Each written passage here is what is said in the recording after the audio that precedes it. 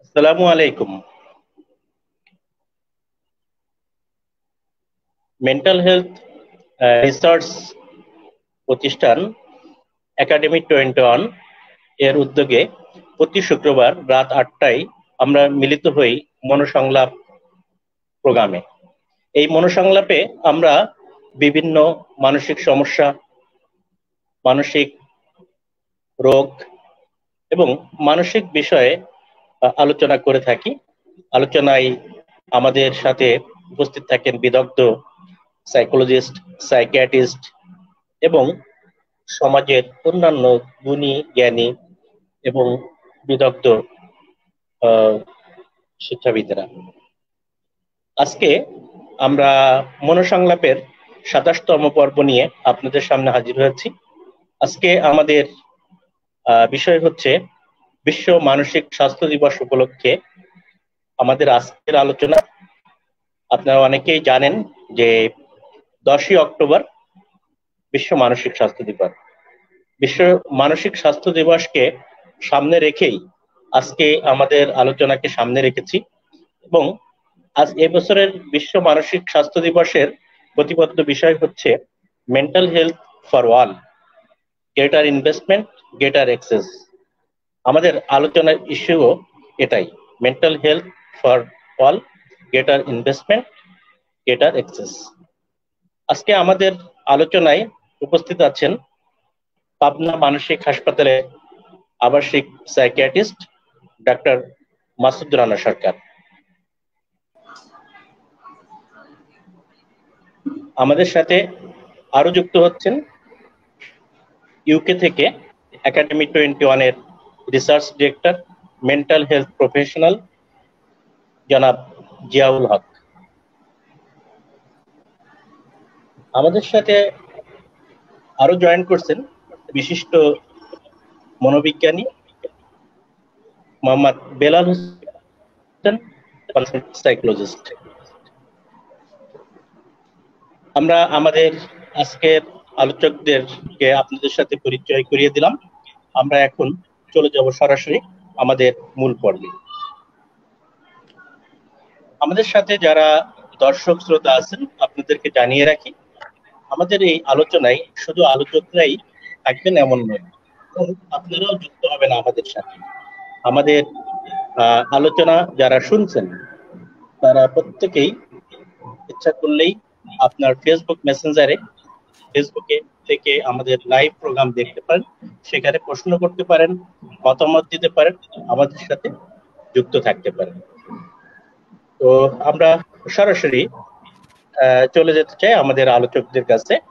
আমাদের এবারের মেন্টাল হেলথের প্রতিপাদ্য বিষয় mental health for all, greater investment, greater access. তো প্রথমে আমি চলে যেতে চাই ডক্টর মাসুদ রানা সরকার আপনার কাছে। মাসুদ রানা সরকার, কেমন আছেন স্যার? কেমন আছেন? আলহামদুলিল্লাহ ভালো আছি। জি, আপনারা ভালো আছেন সবাই? আপনার কাছে আমরা জানতে চাই যে এবারের যে প্রতিপাদ্য বিষয়টা যে mental health for all, greater investment, greater access, এই বিষয়টাকে নিয়ে আপনি কি ভাবছেন, বিশেষ করে বাংলাদেশের প্রেক্ষাপটে?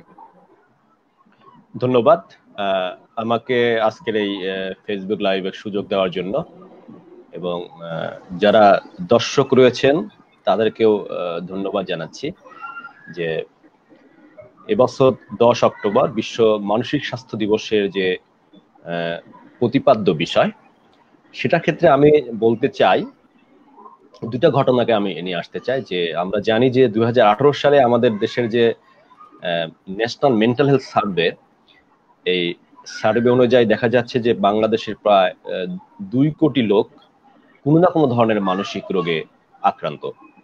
এবং আমরা জানি যে এটা প্রায় 18% লোক হচ্ছে বয়স্ক মানুষ এবং প্রায় 17% মতো হচ্ছে শিশু মানে অ্যাডোলেসেন্ট হচ্ছে মানসিক রোগে আক্রান্ত। তার মানে আমি বলতে চাচ্ছি যে মানসিক রোগের বিস্তারটা হচ্ছে একেবারে শিশু থেকে শুরু করে মিডিল এজ বা বয়স্ক সবারই এবং ক্ষেত্রে প্রযোজ্য। এবং এই ডিজিজটা কিন্তু আমরা জানি যে আমাদের দেশে বড় ধরনের পপুলেশন বসবাস করে কিন্তু গ্রাম বা মফস্বল এলাকায়। তাই বলতে চাচ্ছি যে এই রোগে যারা আক্রান্ত তারা কিন্তু শহরের পাশাপাশি গ্রাম সারা দেশে ছড়িয়ে ছিটিয়ে আছে। এবং আরেকটা হচ্ছে আমরা এখন আমাদের যেটা স্পেশাল পরিস্থিতি সারা বিশ্বব্যাপী যে কোভিড মহামারী, এই কোভিড মহামারী থেকে আমাদের যে অনুধাবন দেখা যাচ্ছে পোস্ট কোভিড যে মানসিক রোগের একটা মহামারী দেখা দেবে, যেটা আমরা যারা প্র্যাকটিস করছি বা আমরা মানসিক স্বাস্থ্যের সাথে সম্পর্কিত তারা কিন্তু আমরা সহজে দেখতে পাচ্ছি। এই জন্য এই সমস্ত পরিস্থিতিতে আমরা সহজেই বলতে পারি এই বছরের যে প্রতিপাদ্য বিষয় এটা অবশ্যই যৌক্তিক, কারণ মানসিক স্বাস্থ্য সবার জন্য আমরা যদি সবার কাছে পৌঁছাইতে না পারি তাহলে কিন্তু আমাদের যে মূল ব্যাপারটাকে কিন্তু আমরা অ্যাভয়েড করে ফেলবো। এই জন্য সকল বয়সের মানুষের জন্য আমাদের যদি মেন্টাল হেলথটাকে আমরা ইজিলি অ্যাক্সেস করতে পারি, গেটার দিতে পারি, পাশাপাশি সকল বয়সের জন্য, এবং এটা প্রাইমারি, সেকেন্ডারি, টারশিয়ারি সকল লেভেলেই আমাদের ইনভলভমেন্ট লাগবে। আমরা জানি যে মানসিক স্বাস্থ্য আমাদের দেশে কিন্তু শুধুমাত্র টারশিয়ারি লেভেলে অ্যাভেলেবল, যেমন বলতে চাচ্ছি ঢাকা শহরে অথবা যেখানে মেডিকেল কলেজ রয়েছে, যেখানে স্পেশালাইজ হসপিটাল রয়েছে। কিন্তু এবছরের টার্গেটটা কিন্তু শুধুমাত্র আমাদের শুধু টারশিয়ারি লেভেল না, সকল বয়সের মানুষের জন্য মানসিক স্বাস্থ্য এবং সকল জায়গাতে মানসিক স্বাস্থ্যকে পৌঁছিয়ে দেওয়া। সুতরাং এই পরিস্থিতিতে আমি বলতে পারি এই বছরের জন্য যে প্রতিপাদ্য বিষয় সেটা অবশ্যই যৌক্তিক, এবং এটা যদি পুরোপুরি বাস্তবায়ন করা যায় তাহলে একটা মানসিক স্বাস্থ্যে একটা মাইল ফলক বড় ধরনের পরিবর্তন নিয়ে আসা সম্ভব হবে। থ্যাংক ইউ স্যার, আপনার কাছে আবার আসবো। এ পর্যায়ে আমাদের সাথে আছেন বিশিষ্ট মনোবিজ্ঞানী মোহাম্মদ বেলাল হোসেন। আমি বেলাল হোসেন স্যারকে বলবো যে আপনি কিভাবে দেখছেন এবারের এই প্রতিবদ্ধ বিষয়টিকে, বিশেষ করে আমাদের ঢাকা শহরকে যদি একটু কেন্দ্র করে আপনি আজকের এই প্রতিবদ্ধ বিষয়টিকে আমাদের সামনে নিয়ে আসা সম্ভব হবে। থ্যাংক ইউ স্যার, আপনার কাছে আবার আসবো। এ পর্যায়ে আমাদের সাথে আছেন বিশিষ্ট মনোবিজ্ঞানী। ধন্যবাদ। আমাদের ডক্টর মাসুদুর রহমান স্যার বলেছেন যে বাংলাদেশের মানসিক স্বাস্থ্য সেবা শহর কেন্দ্রিক, রাজধানী শহর ঢাকা বা বিভাগীয় শহর কেন্দ্রিক সীমাবদ্ধ আছে। সেই স্বাভাবিকভাবেই এই স্বাস্থ্য সেবাটা শহরের মধ্যে কিছুটা বেশি। আমরা গত বছর যে মেন্টাল হেলথ সার্ভে হলো, সেই সার্ভে রিপোর্ট অনুযায়ী এখানে বলছেন সব গ্রামের মানুষের সঙ্গে শহরের মানুষের মেন্টাল হেলথ প্রবলেম তারা বেশি দেখিয়েছে। এখানে বলা হচ্ছিল যে রুরাল এরিয়াতে মানসিক স্বাস্থ্য সমস্যার হার হলো 16.2%, আর আরবান এরিয়াতে সেটা 18.7%। স্বাভাবিকভাবেই যেহেতু শহরের জীবনের একটি যান্ত্রিকতা আছে, এখানে বিভিন্ন ধরনের ক্রাইসিস আছে, যার জন্য এখানে মানুষের মানসিক মেন্টাল হেলথ প্রবলেমটাও বেশি। ডেনসিটি অফ পপুলেশন বা আকার অনেকগুলো ইস্যু আছে যেটার কারণে এই হারটা শহর কেন্দ্রিক একটু বেশি। তো সেইভাবেই আমরা যদি ঢাকা শহরকে কেন্দ্র করে দেখি যে যতগুলো সাইকিয়াট্রিস্ট বাংলাদেশে আছেন, ক্লিনিক্যাল সাইকোলজিস্ট আছেন, সাইকিয়াট্রিস্ট সোশ্যাল ওয়ার্কার আছেন, এর মোস্ট অফ দা রাজধানী কেন্দ্রিক, এবং বেশিরভাগই আপনার ঢাকা শহরের বাইরে খুব কমই, এমন জেলা শহর হয়তো পাওয়া যাবে যেখানে একজন সাইকিয়াট্রিস্ট নাই বা ক্লিনিক্যাল সাইকোলজিস্ট নাই। এটা একদমই ভালো করে বলা যায়, অনেক জেলা শহরে নাই, পায় না সার্ভিস খুঁজে আমাদেরকে ঢাকা শহরে ঠিক করে জানতে পেতে পারি না। তো সেই দৃষ্টিকোণ থেকে এবার যে প্রতিপাদ্যটি যে মেন্টাল হেলথ ফর অল, মানুষের যার শরীর আছে, যার শারীরিক সমস্যা আছে, যার মন আছে, তার মানসিক সমস্যা আছে। সুতরাং এটি শুধুমাত্র একটি শ্রেণী বা গোষ্ঠীর সমস্যা নয়, এটি সকল মানুষের সমস্যা। আমরা এই করোনা প্যান্ডামিকে লক্ষ্য করছি যে প্রত্যেকটি মানুষেরই কিছু না কিছু মানসিক সমস্যা তৈরি হয়েছে। বিশেষ করে যারা আগে থেকে বিভিন্ন ধরনের মানসিক সমস্যায় ভুগছিলেন তাদের সমস্যা বেড়ে গেছেন, যারা ভালনারেবল গ্রুপ, ঝুঁকির মধ্যে ছিলেন, তারাও বিভিন্ন ধরনের সমস্যায় আক্রান্ত হয়েছে। প্রত্যেকটি মানুষই কোনো না কোনো ভাবে মানসিক সমস্যার হারটা বেশি। আমরা গত সার্ভেতে বলা হচ্ছিল যে প্রায় প্রায় 17%, 16.8 বা 9% কোনো না কোনো মানুষের সমস্যা হচ্ছে। এটা যদি এখনো এই মুহূর্তে করোনাকালীন সময় স্টাডি করা হতো, তাহলে এদের সংখ্যা আরো অনেক বেশি হবে বলে আমি মনে করি। সুতরাং এবারের যে প্রতিপাদ্য সকলের জন্য মানসিক স্বাস্থ্য, এটা খুবই যুক্তিযুক্ত। এবং আরেকটা বলছে যে গ্রেটার ইনভেস্টমেন্ট এবং গ্রেটার অ্যাক্সেস। এই যে ইনভেস্টমেন্ট অর্থ রাষ্ট্রীয় পর্যায়ে, প্রাতিষ্ঠানিকভাবে, পারিবারিক, ব্যক্তিগতভাবে। আমার এটা একটা অংশ হলো রাষ্ট্র তার রাষ্ট্রীয় পলিসিতে মেন্টাল হেলথকে কিভাবে ইন্ট্রোডিউস করবেন, আমার পরিবারে আমি কিভাবে ইন্ট্রোডিউস করবেন, ব্যক্তি আমার মেন্টাল হেলথ সেক্টরকে আমার মনের যত্নের জন্য, আমার পরিবারের মনের যত্নের জন্য আমি কি করতে পারি।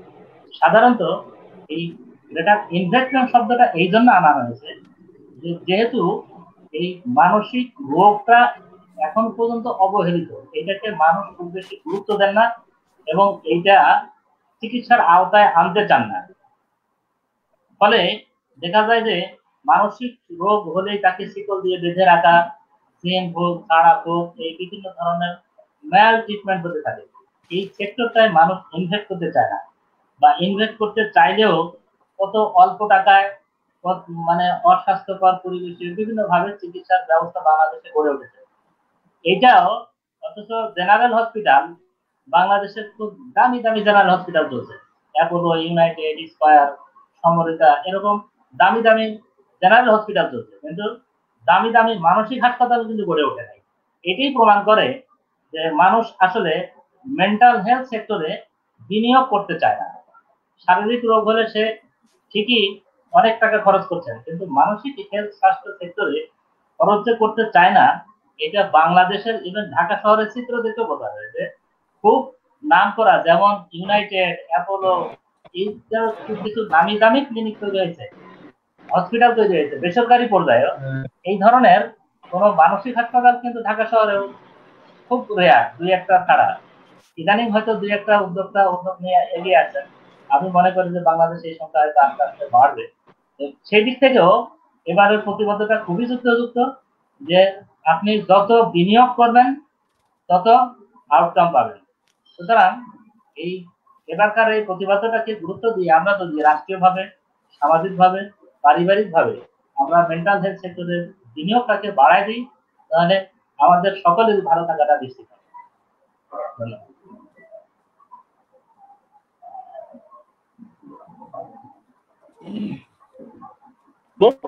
আমরা এই পর্যায়ে আমাদের সাথে আছেন জিয়াউল হক স্যার। জিয়াউল হক স্যারের কাছে যেতে চাই। স্যার কেমন আছেন? আলহামদুলিল্লাহ, ধন্যবাদ সাদত ভাই। আপনি কেমন আছেন? আপনারা কেমন আছেন? আপনাদের সকলকে একাডেমি 21 এর পক্ষ থেকে স্বাগত জানাচ্ছি। বিশেষ করে ডক্টর মাসুদ অত্যন্ত ব্যস্ততার মধ্যেও উনি আজকে সময় দিয়েছেন, এই জন্য পুরো একাডেমি 21 টিমের পক্ষ থেকে আমি ওনাকে স্পেশালি থ্যাঙ্ক জানাচ্ছি। রিমোট এলাকা থেকে উনি জয়েন করেছেন। আর আপনাদের সকলের কাছে কৃতজ্ঞতা, ধন্যবাদ যে প্রায় 7000 মাইল দূর থেকে আমাকে আজকে আপনাদের সম্মুখে আপনাদের কাছ থেকে কথা শোনার সুযোগ করে দেওয়ার জন্য। এট দ্য সেম টাইম আমার নিজেরও কিছু কনসার্ন আছে, আমি আপনাদের সাথে সেটা শেয়ার করবো ইনশাআল্লাহ। তো ওই যে mental health for all, better investment,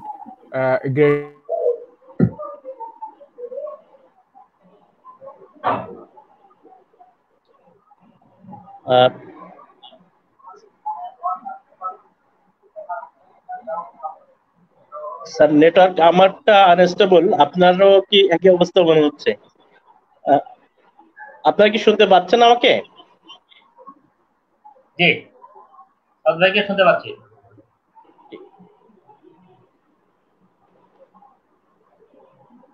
Zia ভাই আমাদের জিয়াউল হক স্যার বের হয়ে গেছেন, আবার আসতেছেন। আমরা আলোচনা, আমার মনে হয় যে আমরা কন্টিনিউ করি। আমরা আলোচনা করছি আজকে একাডেমি 21 এর নিয়মিত প্রোগ্রাম মনোসংলাপে আজকে আমাদের বিষয় এবারের মেন্টাল হেলথের প্রতিপাদ্য বিষয় মেন্টাল হেলথ গেটার ইনভেস্টমেন্ট গেটার অ্যাক্সেস। আজকে এই বিষয় নিয়ে আমাদের আলোচনায় আছেন ডাক্তার মাসুদ রানা সরকার, পাবনা মানসিক হাসপাতালে আবাসিক সাইকিয়াট্রিস্ট। আমাদের সাথে আছেন সাইকোলজিস্ট বেলাল হোসেন, আমাদের সাথে আছেন মেন্টাল হেলথ প্রফেশনাল জিয়াউল হক লন্ডন থেকে। যারা দর্শক শ্রোতা শুনছেন, আপনাদেরকে আবারও বলতে চাই যে এই প্রোগ্রামে আপনারাও আমাদের সাথে অংশগ্রহণ করতে পারেন। আপনাদের প্রশ্ন, আপনাদের মতামত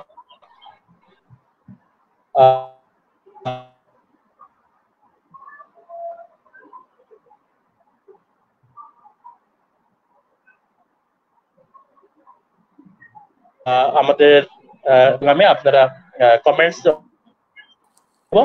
আপনারা আমাদের সাথে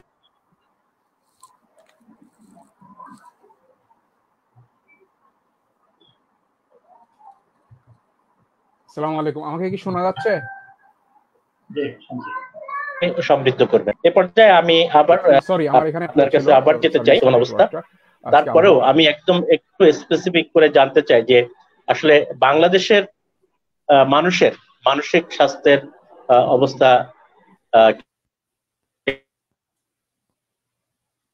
কেমন, অর্থাৎ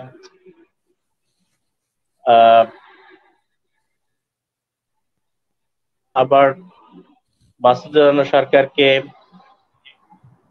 পাচ্ছি না। জি, আসসালামু আলাইকুম, চলে আসছেন, আবার চলে আসছেন মাসুদ রানা সরকার। জি, ওয়ালাইকুম আসসালাম। তো আমি মাসুদ রানা সরকার স্যারকে বলবো যে বাংলাদেশের প্রেক্ষাপটে বাংলাদেশের মানুষের বর্তমানে মানসিক স্বাস্থ্যের অবস্থা কেমন, কি যদি আপনি প্রেজেন্ট করতেন। আমি আসলে প্রশ্নটা বুঝি নাই, প্রশ্নটা অস্পষ্ট, মানে যেটা জানতে চাচ্ছেন আসলে প্রশ্নটা বুঝি নাই, যদি আরেকবার বলতেন প্লিজ।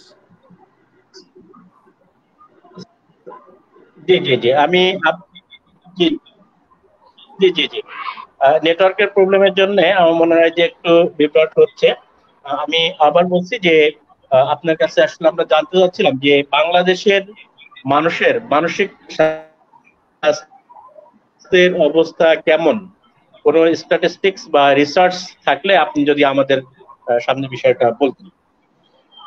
আমি আসলে ধন্যবাদ। আমি আমার প্রথম প্রশ্নে কিছু এটা বলার চেষ্টা করেছি যে আমাদের দেশে যে খুব রিসেন্টলি যেটা স্টাডি হয়েছে, এটা অনেকগুলি স্টাডি রয়েছে। আমাদের যে ন্যাশনাল যে মেন্টাল হেলথ সার্ভে 2018-তে হয়েছে, সেই সার্ভের কিছু পোর্শনে আমিও সরাসরি যুক্ত ছিলাম, যুক্ত থাকার আমার সৌভাগ্য হয়েছে, যেটা আমাদের জাতীয় মানসিক স্বাস্থ্য ইনস্টিটিউট থেকে, এবং এটা non communicable disease of DGHS থেকে এই সার্ভেটা হয়েছে। এখানে দেখা যাচ্ছে যে আমাদের দেশে টোটাল প্রায় 2 কোটি লোক কোনো না কোনো ধরনের মানসিক রোগে আক্রান্ত। এখানে বলা হচ্ছে যে প্রায় 17% হচ্ছে অ্যাডাল্ট পিপুল এবং 15% হচ্ছে মানে শিশু এবং চাইল্ড অ্যান্ড অ্যাডোলেসেন্ট পিপুল হচ্ছে মানসিক রোগে আক্রান্ত। এর একটা বড় ধরনের সংখ্যা, যেমন প্রায় 4.8% সাধারণত আমরা জানি যে ডিপ্রেশন বা বিষণ্ণতা, এবং 8.4% মতো পিপুল আমরা জানি যে অ্যাংজাইটি ডিসঅর্ডারে ভুগছে। এবং আরো পরিতাপের বিষয় যে আমাদের এই হিউজ পরিমাণ মানসিক রোগীকে ম্যানেজ করার জন্য কিন্তু যে আমাদের জনবলটা কিন্তু একেবারে অপ্রতুল। আমরা জানি যে বাংলাদেশে প্রায় 270 মনোরোগ বিশেষজ্ঞ অর্থাৎ সাইকিয়াট্রিস্ট রয়েছে, এবং প্রায় 70-র মতো সাইকোলজিস্ট রয়েছে। তাহলে সংখ্যাটা অনেক বড়, যেটা বলতে চাচ্ছি যে প্রায় 2 কোটি, এবং এটা ম্যানেজ করার জন্য টোটাল যদি আমি ধরি 270 সাইকিয়াট্রিস্ট এবং 70 হচ্ছে সাইকোলজিস্ট, এবং কিছু রয়েছে সাইকিয়াট্রিস্ট সোশ্যাল ওয়ার্কার, 4 থেকে 5 জন সাইকিয়াট্রিস্ট সোশ্যাল ওয়ার্কার রয়েছে, কিছু অকুপেশন থেরাপিস্ট রয়েছে। এই বিশাল মানসিক রোগীদেরকে ম্যানেজ করার জন্য এত অপ্রতুল লোক দিয়ে কিন্তু একটা সার্ভিস দেওয়ার চেষ্টা করা হচ্ছে, আমরা চেষ্টা করে যাচ্ছি।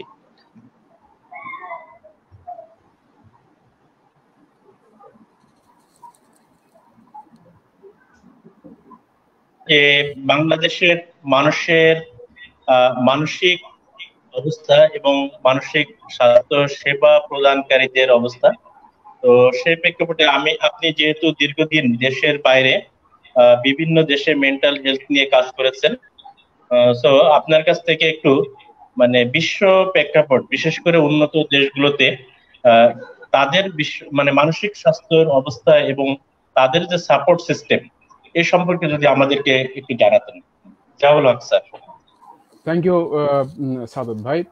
বিষয় হলো ডক্টর মাসুদ বাংলাদেশের কিছু স্ট্যাটিস্টিক্স তুলে ধরেছেন, থ্যাংক ইউ, খুব চমৎকার। আসলে বাংলাদেশে সার্ভেও ঠিক মতো হয়নি, দুটো সার্ভে হয়েছে আমার জানা মতে। 2005-এ একটা ডেইলি স্টারে এসেছিল, 2014-তে একটা এসছে, আর গত বছর 2018-তে সার্ভে হয়েছে সারা বাংলাদেশ ব্যাপী। তবে কম্প্রিহেন্সিভ সার্ভে যদি আমরা মেথোডোলজি দেখি তাহলে 2018-19-এর গত বছর যে সার্ভেটা হয়েছে এটা চমৎকার একটা সার্ভে হয়েছে বাংলাদেশে। এটাতে মাল্টিন্যাশনাল অর্গানাইজেশন গুলো ইনভলভ ছিল, ওয়ার্ল্ড হেলথ ইনভলভ ছিল, রিমোট পর্যায়ে সাইকিয়াট্রিস্টরা ইনভলভ ছিলেন, ডেটা কালেকশন হয়েছে, অ্যানালাইসিস হয়েছে চমৎকার ভাবে। আমি গত বেশ প্রায় 22-23 বছর বা কাছাকাছি সময় আমি গত 13 বছর বলি, ইংল্যান্ডেই বলি, গত 13 বছর আমি একটা বেসরকারি হাসপাতাল, মেন্টাল হাসপাতালে ক্লিনিক্যাল ম্যানেজার এবং ডেপুটি ম্যানেজার হিসেবে, উপপরিচালক হিসেবে দায়িত্ব পালন করেছি। এই সুবাদে আমার দেখার সৌভাগ্য হয়েছে, কিছু অভিজ্ঞতা তো হয়েছেই। তো ওয়ার্ল্ড হেলথের পার্সপেক্টিভে একটা ডেটা আছে, Harvard university, America Harvard university একটা ডেটা আছে, সেখানে বলা হচ্ছে যে একটা দেশের মানসিক স্বাস্থ্যের যে দায়, যে জিডিপির উপরে 4% ইম্প্যাক্ট করে, 4% অর্থনৈতিক বিচারে ইম্প্যাক্ট করে। এখন সেই বিচারটা বাংলাদেশে এই যে টোটাল জিডিপির উপরে কত 4%-এর সাথে বেশি হবে নিঃসন্দেহে আমি মনে করি, কারণ ইনফ্রাস্ট্রাকচার, হেলথ ইনফ্রাস্ট্রাকচারের যে অবস্থা, কারণ বাংলাদেশের টোটাল হেলথ বাজেটের মাত্র 0.5% হচ্ছে মেন্টাল হেলথ বরাদ্দ করা হয়েছে। টোটাল হেলথ বাজেটের মাত্র 0.5%। এটা থেকে বিচার করা যায় যে আমাদের দেশে মেন্টাল হেলথের সোশ্যাল সাপোর্ট বা ইনস্টিটিউশনাল সাপোর্ট কতটা। দেখেন 2005 সালে বাংলাদেশে যেখানে টোটাল পপুলেশনের 16.1% মেন্টাল হেলথ সাফার করেছে কোনো না কোনো পর্যায়ে, কোনো আইদার মাইনর অথবা মেজর, সেইটা 2005, 2007, 2010, 2011, 2014 মেন্টাল হেলথ ব্যাপারে অ্যাওয়ারনেস ক্রিয়েট হচ্ছে, মোর অ্যান্ড মোর সরকারি সাপোর্ট আসছে। তারপরেও 2019-এ এসে এই 16.1 টোটাল পপুলেশনের যে মেন্টাল যে প্রপোর্শনটা সাফার করছিল সেইটা বেড়েছে 16.8-এ, অর্থাৎ কমে তো নেই, বরং আরো বেড়েছে। এই যে কেন বাড়লো এই ব্যাপারে ডেটা আসা উচিত। দেখেন বাংলাদেশে 92.3% যারা সাফার করে, যে যারা মানসিক অসুস্থতা সাফার করে, প্রায় এখন 3,02,00,000 আমার ওয়ার্ল্ড হেলথের সর্বশেষ যে ডেটা আমার কাছে আছে তাতে 3,02,00,000 বাংলাদেশে কোনো না কোনো ফরম্যাটে তারা মেন্টাল হেলথে সাফার করছে। এদের ভিতরে 92.3% কোনো অ্যাক্সেসিবিলিটি নাই, কোনো রকম সাপোর্ট পায় না, অর্থাৎ 7.7% লোক কেবলমাত্র চিকিৎসা পায়। আর এই চিকিৎসার যারা পায় তাদের ভেতরে, যাদের এক্সেস আছে তাদের ভেতরে অনেকেই এটা কন্টিনিউ করে না। ডক্টর মাসুদ ভালো বলতে পারবেন, এই যে কন্টিনিউ করে না, বা এই যে 270 জন সাইকিয়াট্রিস্ট, তারপরে ক্লিনিক্যাল সাইকোলজিস্ট বা কাউন্সিলর সাইকোলজিস্ট 225 জন, কাউন্সিলিং সাইকোলজিস্ট 1 জন, প্যারাসাইকোলজিস্ট সম্ভবত 156 জন, অ্যাসিস্ট্যান্ট কাউন্সিলিং সাইকোলজিস্ট 156 জন, 18 কোটি লোকের দেশে। আপনি হসপিটাল বেডের কথা যদি চিন্তা করেন, 790টা হসপিটাল বেড আছে বাংলাদেশে, যেখানে 2,27,000 লোকের পেছনে একটা মাত্র বেড, যেখানে আমেরিকাতে প্রতি 1 লক্ষ লোকের পেছনে, পপুলেশনের পেছনে 32টা বেড আছে। আমি ইংল্যান্ডের কথা বলছি, ইংল্যান্ডে এদের বাজেটে, হেলথ বাজেটের 10% হচ্ছে মেন্টাল হেলথের জন্য বরাদ্দ। আমি আমার হসপিটালে ক্লিনিক্যাল সাইকোলজিস্ট ইনভলভমেন্ট তাৎক্ষণিকভাবে, অর্থাৎ রাউন্ড দ্য ক্লক 24 ঘন্টা ক্লিনিক্যাল সাইকোলজিস্টের ইনভলভমেন্ট ছিল, আছে এখানে প্রতিটা হসপিটালে। Excuse me. সোশ্যাল ওয়ার্কারের involvement round the clock, emergency সার্ভিসের ইনভলভমেন্ট রাউন্ড দ্য ক্লক 24 ঘন্টা। এরপরে আপনার occupational therapist, recreational therapist round the clock, এরপরে আমাদের আরেকটা আছে যে আমাদের দেশে যে হসপিটাল ইনডোর হসপিটালে ইনডোর সার্ভিসে যারা ক্লায়েন্ট, তাদের ফলো আপটা সাইকিয়াট্রিস্টদের উপরে এসে বর্তায়, অথচ সাইকিয়াট্রিস্টরা কিন্তু ডিসিশন পলিসি মেক করেন না। হাসপাতালের ডাক্তাররা পলিসি মেকিং এ নাই। ধরেন আমি একটা উদাহরণ দিই, প্রতি 4 সপ্তাহ পর পর বডি ওয়েট মাপা এবং বডি ইন্ডেক্সটা চেক করা, এবং প্রতি 3 মাস পর পর হিমোগ্লোবিন লেভেল চেক করা, অ্যানিমিক হচ্ছে কিনা, এগুলো আমাদের দেশের সার্ভিসে আনফরচুনেটলি আমার জানা মতে এগুলো নাই, এবং এগুলো পলিসিতে থাকলেও এগুলো ইমপ্লিমেন্ট হয় না। অথচ এখানে প্রতি 4 মাসে প্রতি 3 মাসে হিমোগ্লোবিন চেক আপ হচ্ছে, প্রতি 28 দিনে 4 সপ্তাহে আমাদেরকে ফ্লোরে যারা আছেন তারা আমাদেরকে দিতে বাধ্য থাকেন, বডি ইন্ডেক্স দিতে বাধ্য থাকেন প্রতিটা ক্লায়েন্টের, ইনডোর সার্ভিস যারা পাচ্ছেন। এরপরে যারা আউটডোরে আছেন, যারা হোম সার্ভিস সমাজে আছেন, কমিউনিটি সার্ভিস যারা নিচ্ছেন, তাদের এক্সেসিবিলিটি দেখাচ্ছি, তারা কিভাবে থাকবে। সোশ্যাল ওয়ার্কার সরাসরি বাড়িতে খোঁজ খবর নিচ্ছেন। অনেক সময় হয় কি, পেশেন্ট ক্লায়েন্ট নিজেই ডিসকন্টিনিউ করে ফেলে সার্ভিস, তারা নিতে চায় না, কিন্তু সোশ্যাল ওয়ার্কারের দায়বদ্ধতা থেকে শুরু করে, হেলথ সার্ভিসের দায়বদ্ধতা থেকে শুরু করে, তারা সরাসরি নিজেরাই খোঁজ নিয়ে পৃথিবীতে প্রতি 40 সেকেন্ডে একজন সুইসাইড করছে, বাংলাদেশে প্রতি 40 সেকেন্ডে একজন সুইসাইড করছে প্রতি 1 লক্ষ পপুলেশনের বিপরীতে। 5.9% প্রতি 1 লক্ষ পপুলেশনের বিপরীতে 5.9% হচ্ছে সুইসাইড রেট। এই যে এত লোকের চাকরি গেল, ইকোনমির ডাউনটার্ন হলো, ডাউনটার্নের কারণে স্ট্রেস বাড়লো, পোস্ট ট্রমার পিটিএসডি কেস এখন হঠাৎ করে বেড়ে গেছে সারা ওয়ার্ল্ডে, বাংলাদেশেও বেড়েছে, সুইসাইড বেড়েছে, আমরা এটা দেখতে পাচ্ছি। এর ফলো আপটা নাই। এই যে সোশ্যাল সাপোর্ট, ইনস্টিটিউশনাল সাপোর্ট। আর একটা বিষয় হচ্ছে গণসচেতনতা, পাবলিক পারসেপশন মেন্টাল হেলথের ব্যাপারে এতটাই নেতিবাচক আমাদের দেশে, যে অসুস্থ হয়েছে আমরা কিন্তু অনেকগুলো ডাটা পেয়ে গেছি আপনার কাছ থেকে। তো আমরা আপনার কাছে আসবো। আমাদের সাথে অলরেডি অনেক দর্শক যুক্ত হয়েছেন, তারা কমেন্টস করেছেন। আমাদের সাথে যুক্ত হয়েছেন লিও খাজা আহমেদ, আমাদের সাথে যুক্ত হয়েছেন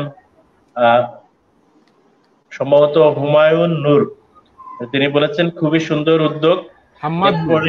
হুমায়ুন নূর একটা কমেন্টস করেছেন, যে কমেন্টসটা নিয়ে আমরা আমাদের এখানে আছেন কনসালটেন্ট সাইকোলজিস্ট বেলাল হোসেন, আপনার কাছে আসবো। উনি বলেছেন বর্তমান মানসিক সমস্যা প্রকট আকার নিচ্ছে, তবে সেই অনুপাতে চিকিৎসা সেবা সবচেয়ে বেশি হলো সচেতনতার খুবই অভাব।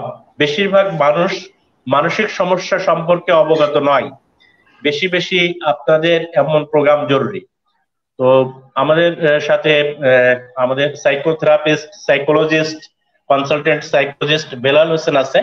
যেহেতু আপনি ক্লায়েন্টদের সাথে কথা বলেন, তো আপনি যদি এই কমেন্টসটা নিয়ে একটু কথা বলতেন, যে বেশিরভাগ মানুষ মানসিক সমস্যা সম্পর্কে অবগত নয়, সেটা নিয়ে যদি কিছু বলেন।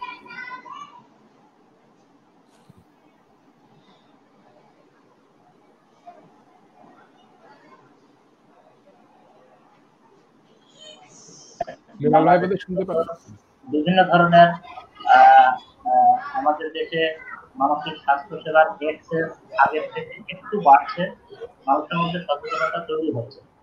তারপরে অনেক মানুষ অসচেতন। আমি দেখছি যে 5 বছর, 7 বছর, 10 বছর ধরে একজন ছেলের মেন্টাল ডিসঅর্ডারে সাফার করছে, সে ট্রিটমেন্ট আওতায় আসে না। ইভেন ছোট বাচ্চাকে আমি সেদিন দেখলাম যে তাকে কনভার্সন ডিসঅর্ডার, তাকে বিভিন্ন ধরনের চাইল্ড সাইকিয়াট্রি বা মেডিসিনের ডাক্তার এসব দেখানোর পরে ওনারা তাকে রেফার করেছেন সাইকিয়াট্রি। উনি সাইকিয়াট্রিস্টের কাছে গেছেন, সাইকিয়াট্রিস্ট তাকে মেডিকেশন দিয়ে সাইকোথেরাপিতে রেফার করেছেন। উনি সাইকোথেরাপিতে আসছেন, বাট ওনার কথা হলো যে এইটা তো শারীরিক সমস্যা, আমি এটা তো কোনো মানসিক সমস্যা দেখছি না। যেটা হয় যে কনভার্সন ডিসঅর্ডারদের সিমটম গুলো শারীরিক ভাবে আসে।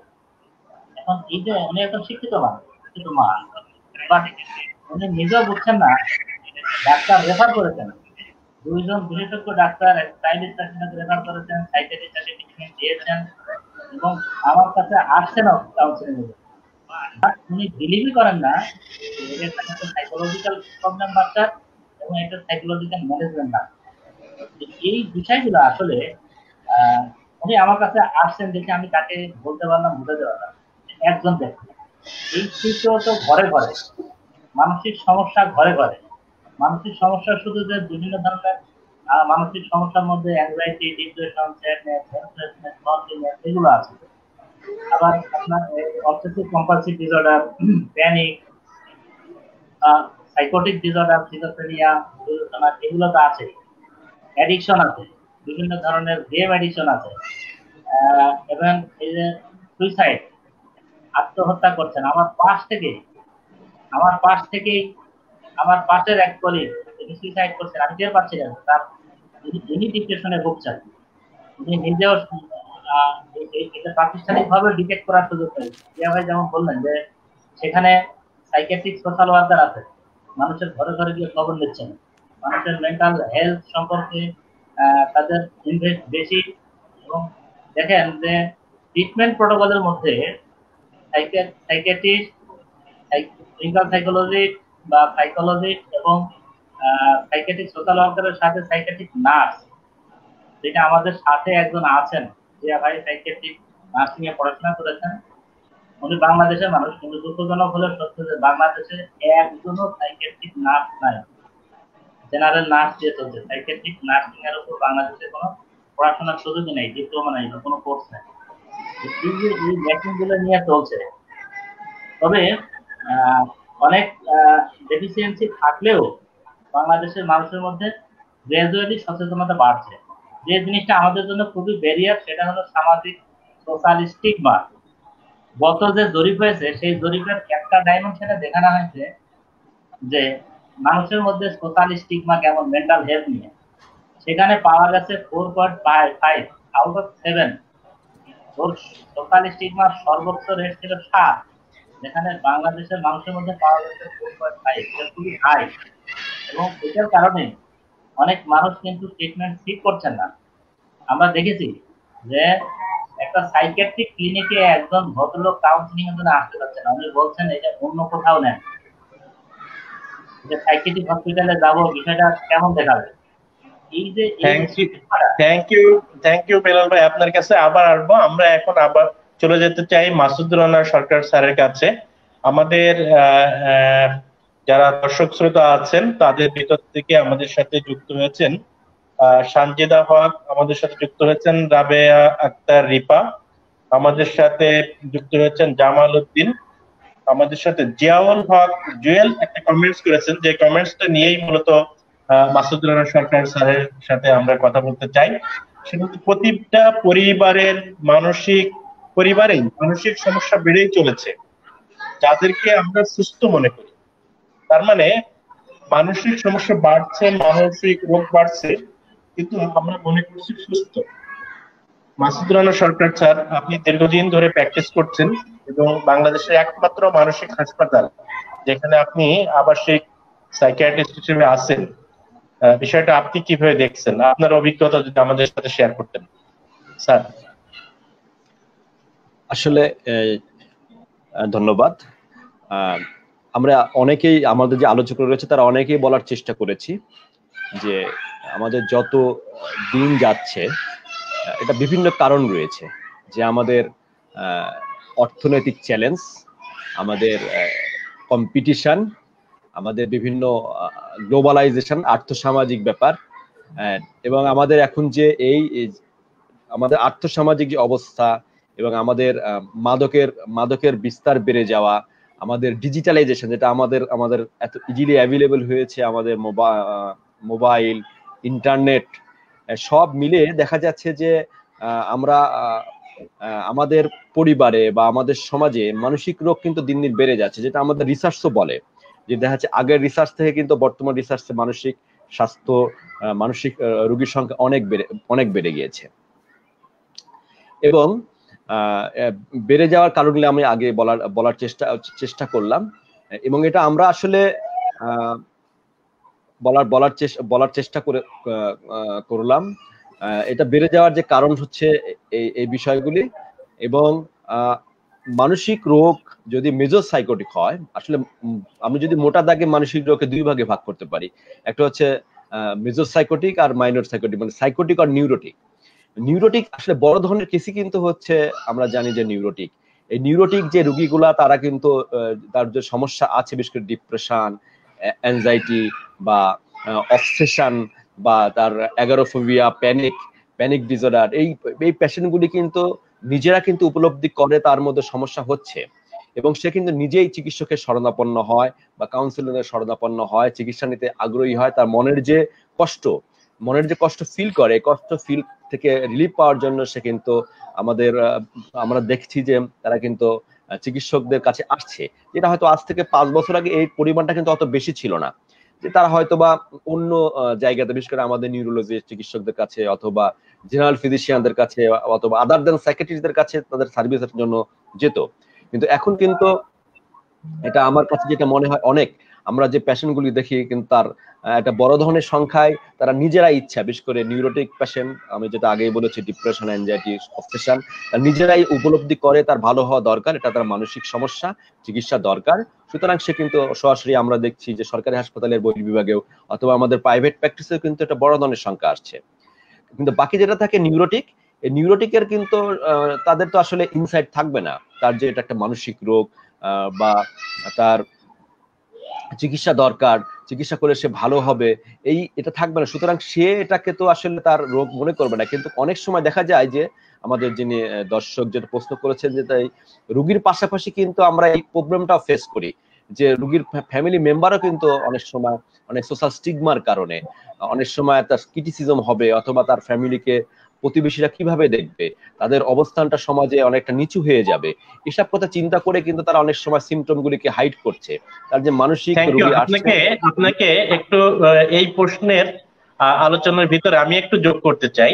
সেটা হচ্ছে যে একজন সে যে অসুস্থ, মানসিকভাবে অসুস্থ, এটা বোঝার জন্য তার ফ্যামিলি মেম্বাররা কিভাবে আসলে আইডেন্টিফাই করবে যে এই মানুষটাকে মানসিক চিকিৎসা নেওয়া প্রয়োজন, বা সে মানসিকভাবে অসুস্থ আছে বা মানসিক সমস্যায় ভুগছে, কিভাবে বুঝবে?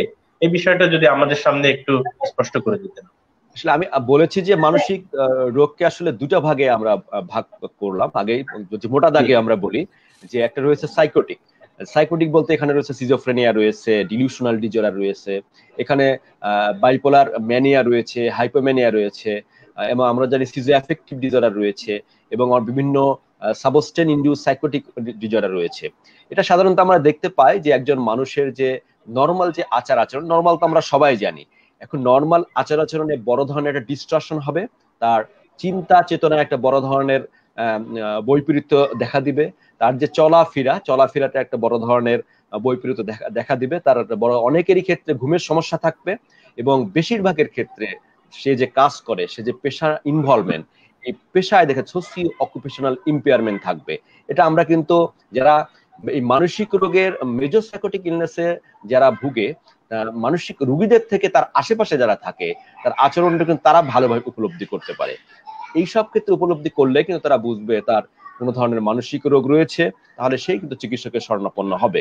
আর নিউরোটিক ক্ষেত্রে সাধারণত রোগীর আশেপাশে যারা আছে তাদের থেকে কিন্তু সাধারণত পেশেন্টই এটা ভালো উপলব্ধি করবে, যে হয়তোবা দেখা যাচ্ছে একটা বদ্ধ জায়গাতে বা অন্ধকার জায়গাতে সে হয়তোবা তার রেসপিরেটরি ডিস্ট্রেস ফিল করছে, সে ঘেমে যাচ্ছে, সে অজ্ঞানের মতো হয়ে যাচ্ছে, তার বিভিন্ন ধরনের ফিয়ার অফ ডেথ হচ্ছে বা ফিয়ার অফ প্যানিক অ্যাটাক হচ্ছে, তাহলে কিন্তু এই ধরনের ক্ষেত্রে সে নিজেই ফিল করবে।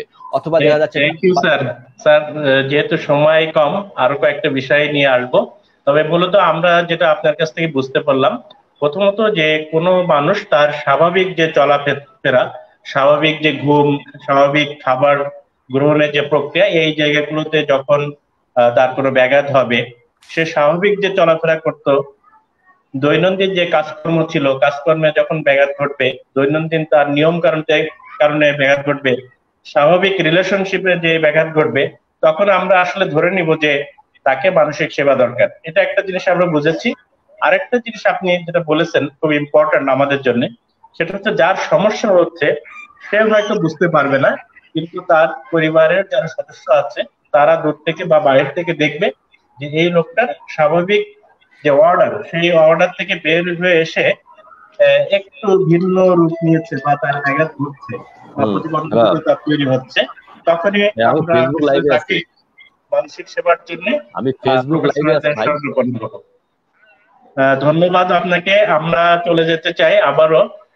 আমাদের সাথে আছেন আমাদের একাডেমি 21 এর research director, mental health professional Ziaul Haque sir. Ziaul Haque sir, আপনাকে বলবো যে এই যে আমরা সমাজে যাদের মানসিক রোগী হিসেবে দেখি, এদের যে স্বাস্থ্য সেবা গ্রহণের সুযোগ, আপনি যেহেতু বাংলাদেশের মানুষ, পাশাপাশি ইংল্যান্ডে এবং আরো অন্যান্য দেশে মানসিক স্বাস্থ্য সেবা নিয়ে কাজ করেছেন, তো সেই ক্ষেত্রে তাদের যে মানসিক স্বাস্থ্য সেবা গ্রহণের যে সুযোগটা, ফেসবুক লাইভে আছে, সেই জায়গাটাতে আসলে কেমন, এবং আপনি আমাদেরকে যদি স্পষ্ট করতেন যে আমাদের দেশের মানুষেরা কিভাবে স্বাস্থ্য সেবাকে গ্রহণ করতে পারে এবং সেখান থেকে উপকৃত হতে পারে, সেক্ষেত্রে আপনি বিদেশের কোনো মডেলের কথাও আমাদেরকে বলতে পারেন। থ্যাংক ইউ ভাই, সাদত ভাই। বিদেশি এখন অনেকগুলো মডেল চালু আছে ইয়েতে সারা ওয়ার্ল্ড ওয়াইড, এবং প্রতিদিনই নতুন নতুন মডেল যোগ হচ্ছে। কেন হচ্ছে এটার আগে বলিনি, সেটা হচ্ছে গত 10 বছরে বাংলাদেশের কথা বাদ দিলাম, তৃতীয় বিশ্বের কথা বাদ দিলাম, আমি আরেকটা তথ্য দিয়ে শুরু করি যে হার্ভার্ড ইউনিভার্সিটি একটা রিসার্চের কথা আমি বলেছিলাম। সেই রিসার্চে তারা দেখিয়েছে 191টা দেশের, 2003-এর রিসার্চ এটা, 191টা দেশের ভিতরে 32% দেশের মেন্টাল হেলথের কোনো বাজেটই নাই। 32% দেশের মেন্টাল হেলথের কোনো বাজেটই নাই। আচ্ছা, আবার 36% দেশের বাজেট আছে লেস দ্যান এ পার্সেন্ট। এদের বেশিরভাগই হচ্ছে আফ্রিকা এবং এশিয়াতে, 79 এবং 63%। বিষয়টা হলো, এই যদি হয় এস্টাবলিশমেন্টের পক্ষ থেকে কন্ট্রিবিউশন, উদ্যোগ, তাহলে সেই দেশে ওই যে ডক্টর মাসুদ যেটা বললেন, পেশেন্ট অনেক ক্ষেত্রে মেজর সাইকোসিসে যে সাইকোটিক ইলনেসে যে লস অফ ইনসাইট হয় আমরা জানি। আর পেশেন্টের কথা বাদ দিলাম, ক্লায়েন্টের কথা বাদ দিলাম, সাফারারের কথা বাদ দিলাম, পরিবারের সদস্যদের যারা সুস্থ তাদেরই তো ইনসাইট নাই যে মানসিক রোগ আছে, তার এই রোগের জন্য তাকে আমি কোথাও নিয়ে যাব। এই ক্ষেত্রে আমাদের একটা কথা আছে, ডক্টর মাসুদ এটা খুব ভালো করে বলতে পারবেন, যে most psychiatric illnesses comes from disharmonious family relationship. পরিবারে যদি অশান্তি থাকে, পারস্পরিক সম্পর্ক, ইন্টারপার্সোনাল রিলেশনশিপ যদি হেলদি না থাকে, সেই ক্ষেত্রে মেন্টাল সমস্যাগুলো, মানসিক সমস্যাগুলো সূত্রপাত ঘটে বেশি। অন্য ক্ষেত্রে ঘটে না, বিষয়টা এমন না, তবে বেশি ঘটে এই ডিসহারমোনিয়াস ফ্যামিলি রিলেশনশিপের কারণে, এ হচ্ছে, অথবা ব্রোকেন ফ্যামিলি রিলেশনশিপ। একটা দেখেন, বাংলাদেশে এত সংখ্যা বেড়েছে, সারা পৃথিবীতেই বেড়েছে। কনফ্লিক্ট, মিলিটারি কনফ্লিক্ট, অর্থনৈতিক দুরবস্থা কারণে বাড়ছে। বাংলাদেশের ঢাকা শহরে গত 3 বছরে ডিভোর্সের সংখ্যা বেড়েছে দ্বিগুণ, 100% ডিভোর্স বেশি বেড়েছে। তো ব্রোকেন ফ্যামিলি যে সন্তানগুলো, যে পরিবারে ডিভোর্স হয়ে যাচ্ছে, সেখানে স্বামী স্ত্রী থেকে শুরু করে সেই পরিবারের সন্তানরা কোনো না কোনো ফর্মে স্ট্রেসে ভুগবে, বিহেভিয়ারাল ডিসঅর্ডারে ভুগবে। আপনি একটু আগে অর্ডার এবং ডিসঅর্ডারের কথা বললেন, যে আমরা ইমোশন, মানুষের একটা অর্ডারলি ইমোশন থাকে, স্বাভাবিক ইমোশন আমরা জানি, সেইটা যখন ইমোশনাল স্বাভাবিকের বাইরে চলে যায়, ডিসঅর্ডার হয়, তখন আমাদের মেন্টাল ইলনেস হয়। বিহেভিয়ারাল ডিসঅর্ডার, যেটা মেন্টাল ইলনেস হয়, যেটা থট প্রসেসে যদি ডিসঅর্ডার হয়, তাহলে সেটা থট ডিসঅর্ডার। এইরকম ডিসঅর্ডার গুলো হচ্ছে 50% মেন্টাল ইলনেস জন্ম হয় 15 বছর বা তার নিচে থাকা অবস্থায়। তাহলে আমাদের টার্গেট হলো, আমরা যদি ফ্যামিলি ডিসহারমোনিয়াস রিলেশনশিপটাকে যদি ঠেকাতে পারি, ইন্টারপার্সোনাল রিলেশনশিপ যদি হেলদি রাখতে পারি, আমরা যদি 50 বছর, এই যে 15 বছরের নিচের ছেলে মেয়েদের দিকে যদি বেশি নজর দিতে পারি, তাহলে আমাদের ওই মেন্টাল ইলনেসের হেলথ ইমপ্রুভ হবে, মানসিক স্বাস্থ্য অসুস্থতার সংখ্যা কমে যাবে। আমি কুয়েতের কথা বলতে পারি, সৌদি আরবের কথা, আমি ওই আরবদের ভিতরে কিছু রিসার্চ বেজে কাজ করেছি, আইরিশ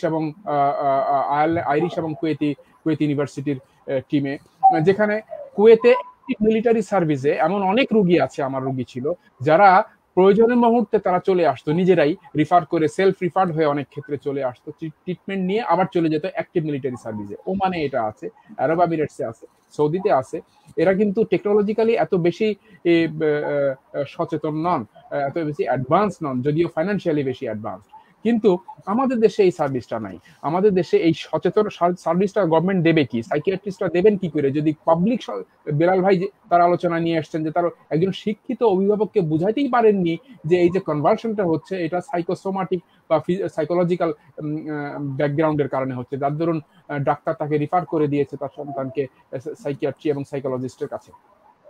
এই যে অ্যাওয়ারনেস, আমি এই সুযোগে বলে রাখি, এটা একটা ভাস্ট এরিয়া, এই এরিয়াটা ডিটোরিয়েট হচ্ছে, সারা বিশ্ব এত বিলিয়ন বিলিয়ন ডলার ইনভেস্ট করছে, ওয়ার্ল্ড হেলথ অর্গানাইজেশন এটার পিছনে 24 ঘন্টা লেগে থাকছে, তারপরেও গত 10 বছরে সারা বিশ্বে মেন্টাল ইলনেস বেড়েছে ডবল, এত কিছু পরে ডবল বেড়েছে, দ্বিগুণ হয়েছে। এইটা বুঝতে পেরেই বা এই তথ্যগুলো আমরা পেয়েছি বলেই একাডেমি 21 যে কাজটা করছে, আপনাদের সবাইকে আমি এই সুযোগে বলে রাখি, একাডেমি 21 চাচ্ছে পরিবারের প্রতিটা সদস্য যে যে ব্যাকগ্রাউন্ডেই থাকুন না কেন, অন্তত আমরা যেন বুঝতে পারি যে আমাদের মেন্টাল সমস্যা হচ্ছে, বিহেভিয়ারাল সমস্যা হচ্ছে, এই সময়টা আমাদের সাইকিয়াট্রিস্ট, সাইকোলজিস্ট বা কাউন্সিলর কারো না কারোর কাছে একটু সহযোগিতা বা পরামর্শ নেওয়া দরকার। এই সচেতনতা বাংলাদেশে নাই, এই সচেতনতা সৃষ্টি করা দরকার আগে, এবং এটা এখনই। Thank you. আমরা আপনার কাছে আবার আসবো জিয়াউল হক স্যার। এ পর্যায়ে আমরা বিশিষ্ট মনোবিজ্ঞানী আমাদের সাথে আছেন বেলাল হোসেন, আপনার কাছে যেতে চাই যে এই ইস্যু নিয়ে, যে একজন যখন তার মানসিক সমস্যা বলেন, মানসিক রোগ বলেন, বা যখন সে দেখলো যে তার স্বাভাবিক জীবন যাপনে ব্যত্যয় ঘটছে, সে মানসিক সেবা নিতে চায়, সেক্ষেত্রে সে কোথায় যাবে? একজন ডাক্তারের কাছে যাবে, সাইকোলজিস্টের কাছে যাবে, নাকি সাইকিয়াট্রিস্টের কাছে যাবে? এই বিষয়ের সাথে আরো একটা প্রশ্ন আপনাকে, দর্শকের একটা প্রশ্ন আপনাকে দিতে চাই। রুবাইদা গুলশান তিনি প্রশ্ন করেছেন, কেউ কেউ কথায় কথায় সুইসাইড করার কথা বললে তাকে কি করা যেতে পারে? দুটো বিষয় যদি একসাথেই বেলাল ভাই আপনি উপস্থাপন করতেন। ধন্যবাদ চমৎকার প্রশ্নের জন্য। মানসিক সমস্যা দেখা দিলে কার কাছে কখনো যাবে? যে কোনো একজনের কাছে গেলেই হবে। একটা প্রফেশনালের দায়িত্ব, যদি একজন সাইকিয়াট্রিস্টের কাছে যান, প্রথমে সাইকিয়াট্রিস্ট ওষুধ দিবেন, যদি উনি ফিল করেন এটার পাশাপাশি সাইকোথেরাপি বা আদার সার্ভিস আছে, উনি সেখানে রেফার করবেন। ঠিক তদ্রুপ একজন সাইকোলজিস্টের কাছে গেলেও উনি যদি ফিল করেন যে এটার মেডিসিন লাগবে বা ফার্মাকোথেরাপি লাগবে, উনি সেটা রেফার করবেন। যিনি সাইকিয়াট্রিস্ট হয়েছেন তার সাইকোলজি সম্পর্কে পড়াশোনা করতে হয়েছে, যিনি সাইকোলজিক্যাল কাউন্সিলিং করছেন তিনিও সাইকিয়াট্রির বেসিক নলেজটা পড়াশোনা করেই ক্লিনিক্যাল সাইকোলজি বা কাউন্সিলিং সাইকোলজি হয়েছে। সুতরাং এই বেসিক নলেজটা আছে। আর ডক্টর মাসুদ আহমেদ সরকার যেটা বলেছিলেন যে মেন্টাল হেলথ সাধারণত দুই ধরনের, একটা হলো নিউরোটিক এবং সাইকোটিক।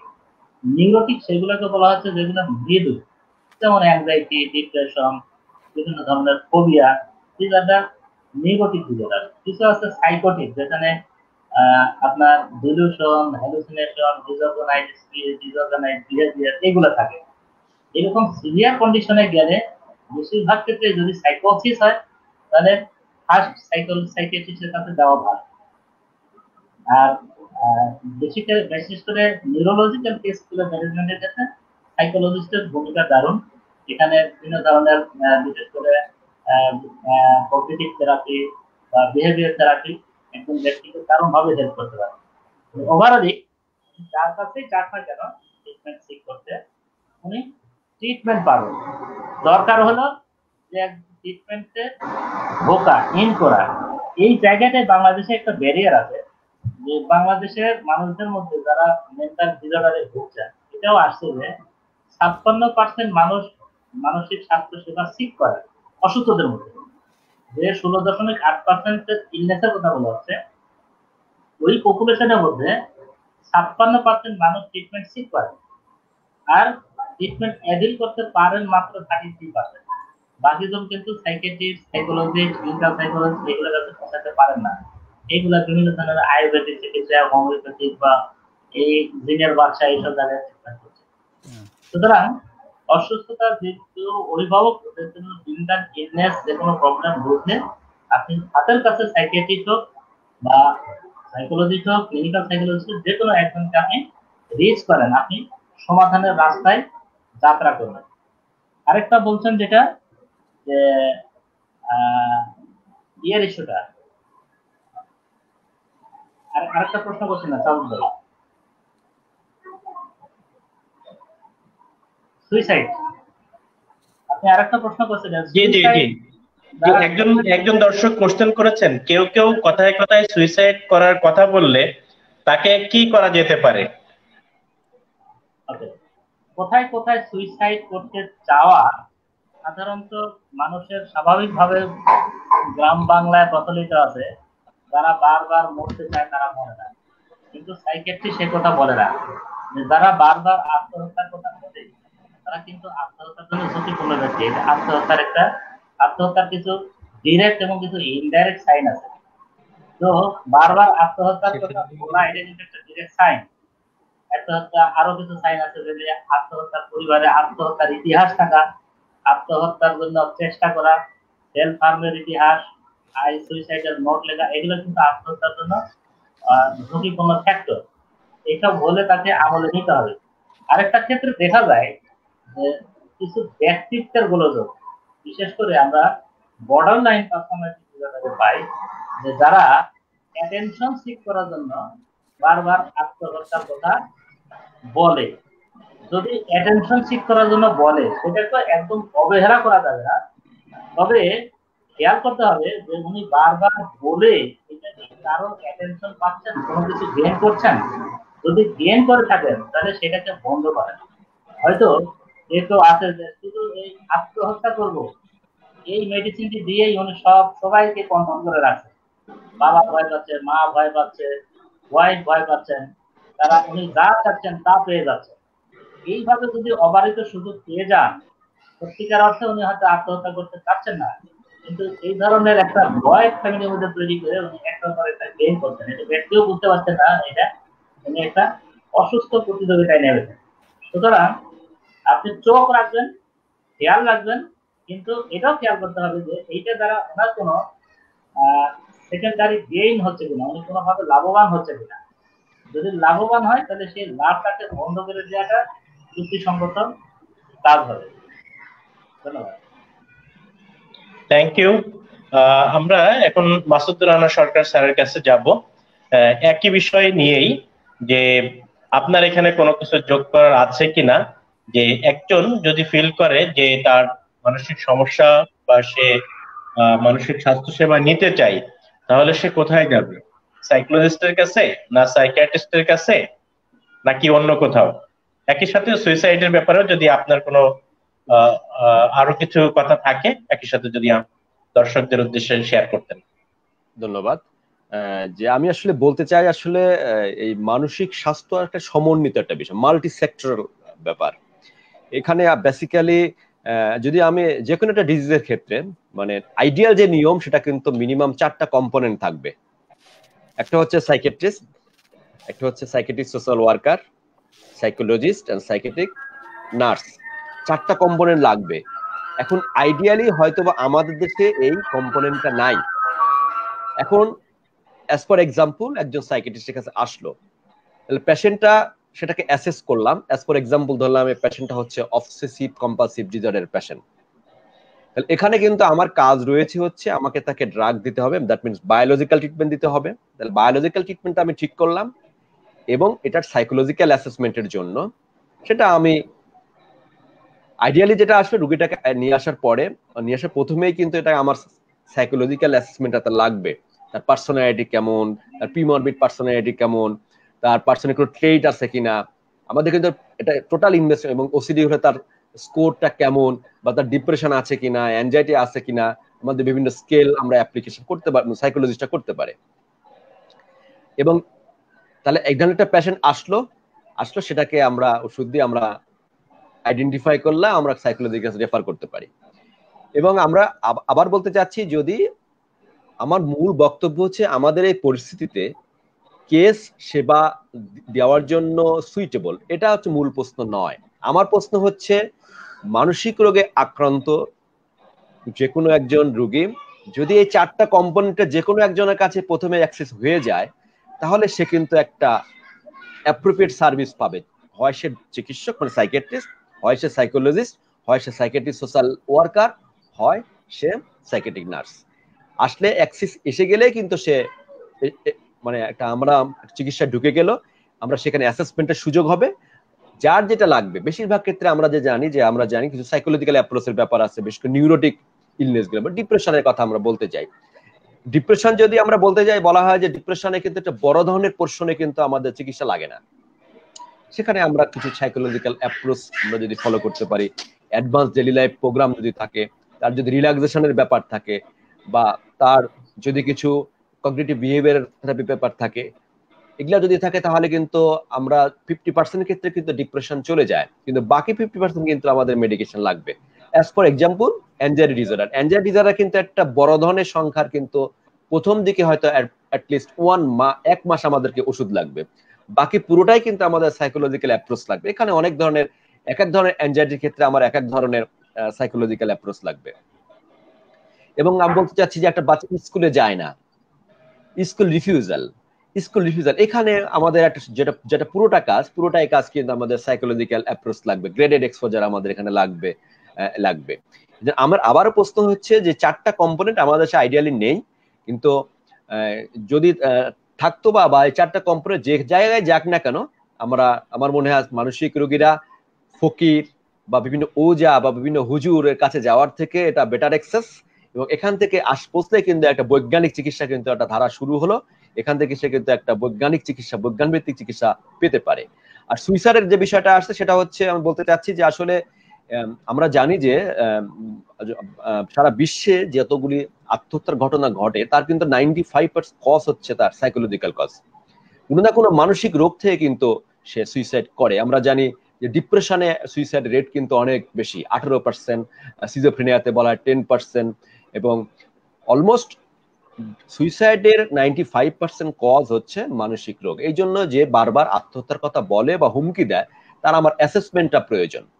তার অ্যাসেসমেন্ট বেলাল ভাই সুন্দরভাবে বলার চেষ্টা করেছে যে তার সে এটা।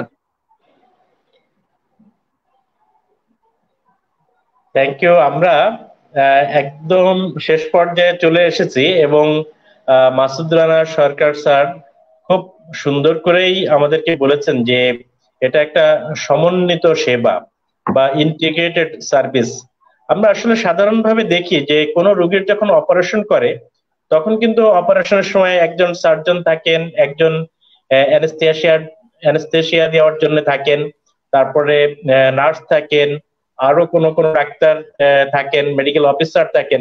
এইভাবে কিন্তু আসলে এইটার ক্ষেত্রে আমরা জানি যে সমন্বিত ভাবে হয়, কিন্তু মানসিক স্বাস্থ্য সেবার ক্ষেত্রে, মানসিক রোগের ক্ষেত্রে কিন্তু এই সমন্বিত চিকিৎসা সেবাটা বাংলাদেশে কিছুটা কম। তারপরেও আমি দর্শক শ্রোতা আমাদের সামনে আছেন, দেশের অনেকেই শুনছেন, আপনাদের জ্ঞাতার্থে আমি জানাতে চাই যে বঙ্গবন্ধু বিএসএমইউ তে যে মানসিক বিভাগটা আছে, সাইকিয়াট্রি ডিপার্টমেন্ট আছে, সেখানে প্রতি সোমবার সকাল 10টা থেকে 12টা পর্যন্ত এই সমন্বিত চিকিৎসা কিন্তু প্রদান করা হয়। এবং সেখানে ক্লিনিক্যাল সাইকোলজিস্টের একটা গ্রুপ থাকেন, সাইকিয়াট্রিস্টদের একটা গ্রুপ থাকেন, সোশ্যাল ওয়ার্কার থাকেন, এবং এই গ্রুপে কিন্তু একটা রোগীর প্রবলেম নিয়ে আলোচনা করা হয়, এবং ট্রিটমেন্ট প্ল্যানটা কিন্তু প্রাইমারি ট্রিটমেন্ট প্ল্যানটা সেখানে করা হয়। এজন্য যে কেউ এবং বেলাল ভাই এবং মাসুদুর রানা সরকার স্যার একই কথা বলেছেন যে কার কাছে যেতে হবে এটা বিষয় না, বিষয়টা হচ্ছে যে আমাদের শুরু করতে হবে। আর যদি আমরা শুরু করতে পারি, আশা করা যায় যে আমরা আমাদের এই সমস্যার সমাধান একসময় হয়ে যাবে।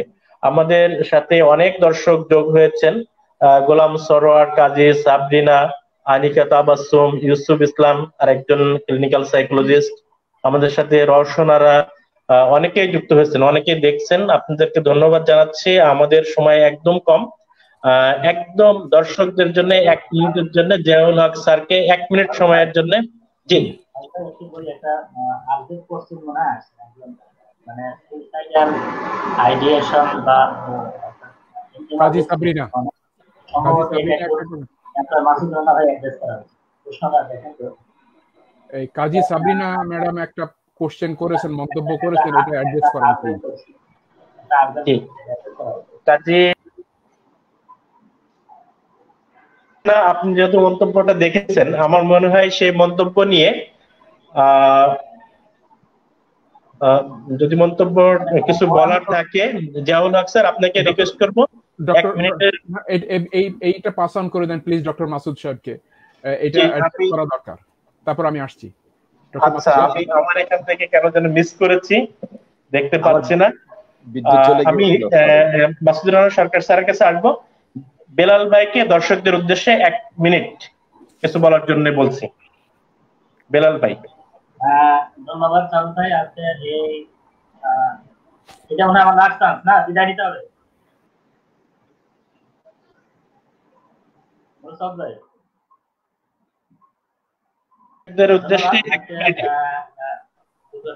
আমরা মানসিক স্বাস্থ্যের বিভিন্ন দিক নিয়ে আলাপ করলাম।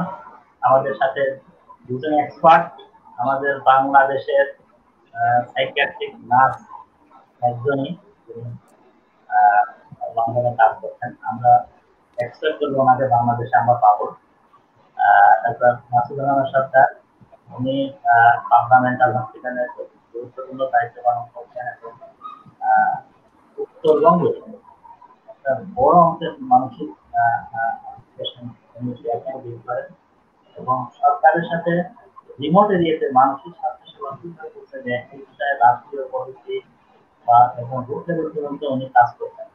উনি নিজের দায় থেকে ওনার জব রেসপন্সিবিলিটির বাইরে গিয়েও মেন্টাল হেলথ অ্যাওয়ারনেসের জন্য উনি কাজ করতেন।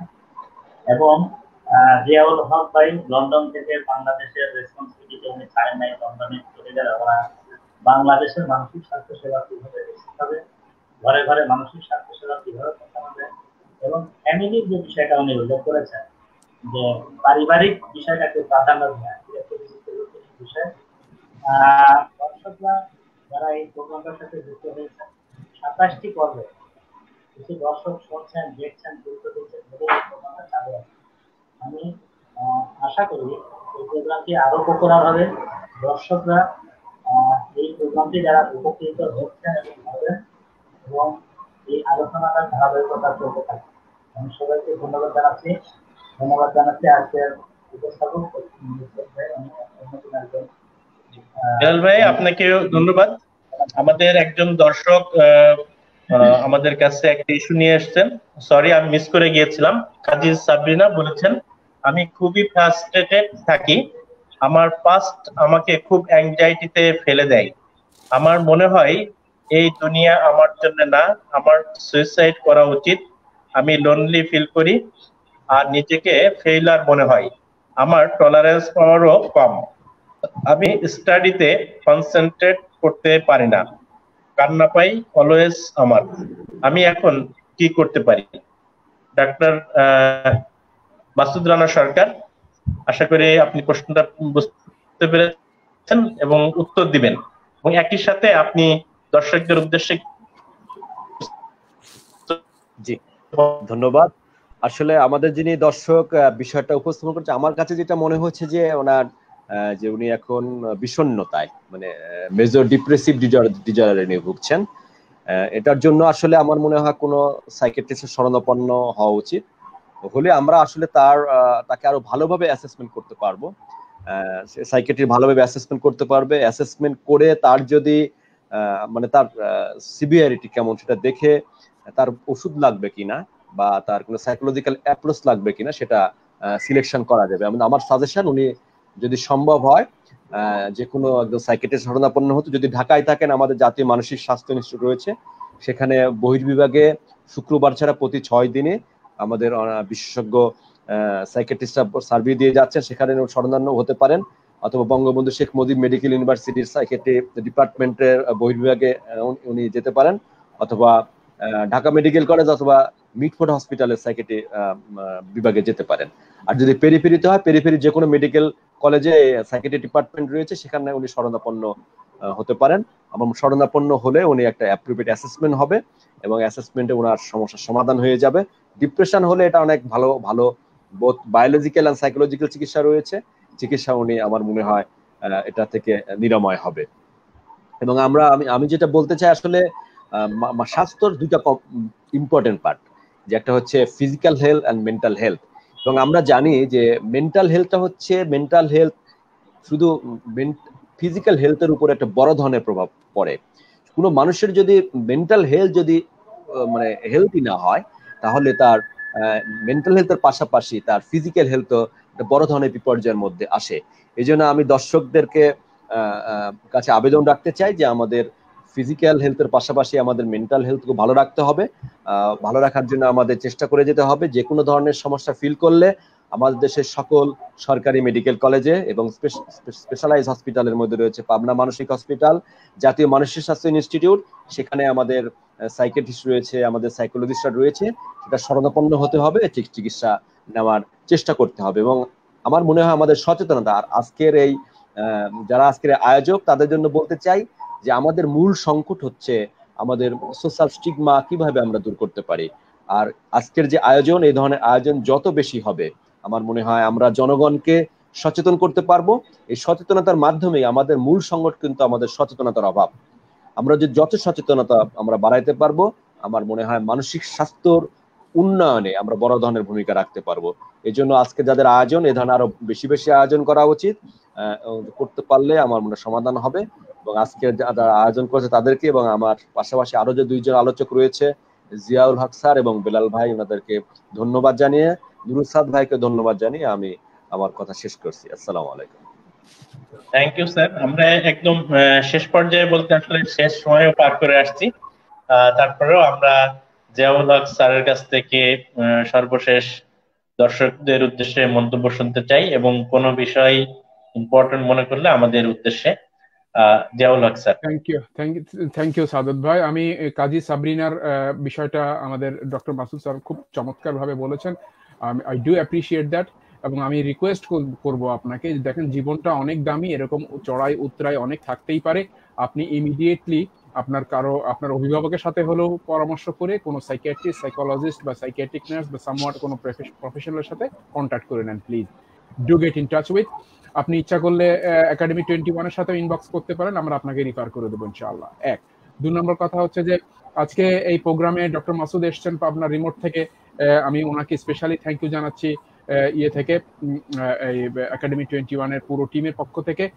সাদত ভাই অনেক কষ্ট করেছেন, বেলাল ভাই তার ব্যস্ত সময়ের ভেতর থেকে সময় বের করেছেন।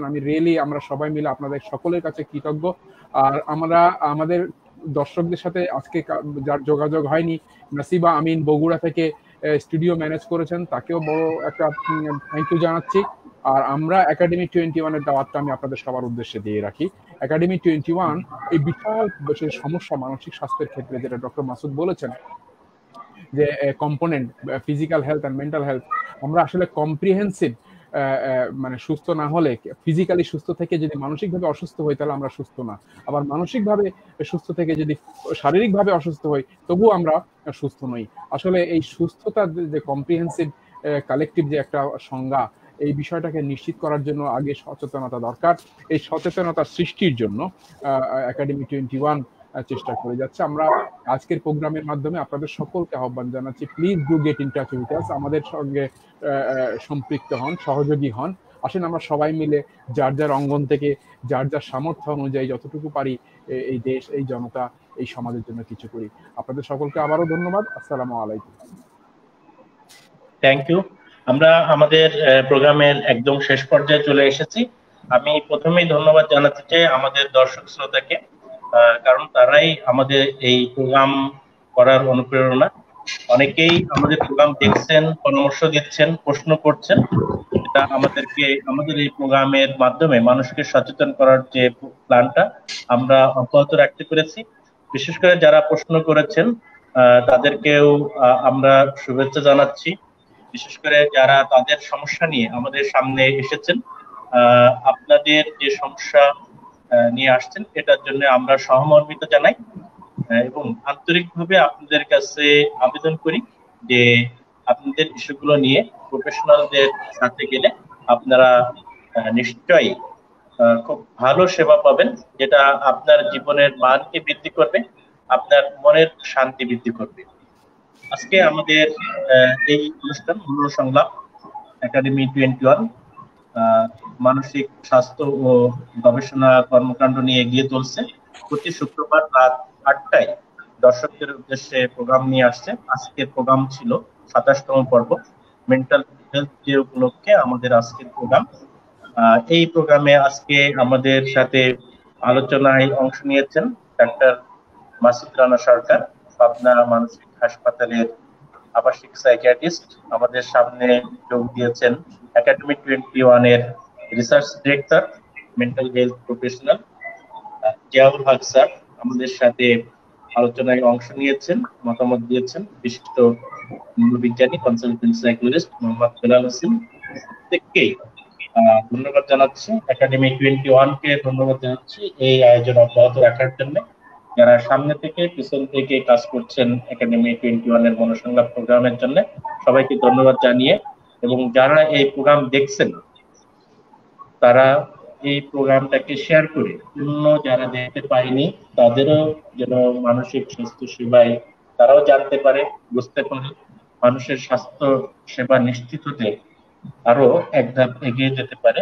এই কামনা করে সবাইকে ধন্যবাদ জানিয়ে আজকের মনোসংলাপ 27তম পর্ব এখানে শেষ করছি। সবাইকে ধন্যবাদ। আসসালামু আলাইকুম, আল্লাহ হাফেজ। ওয়ালাইকুম আসসালাম ওয়া রাহমাতুল্লাহ।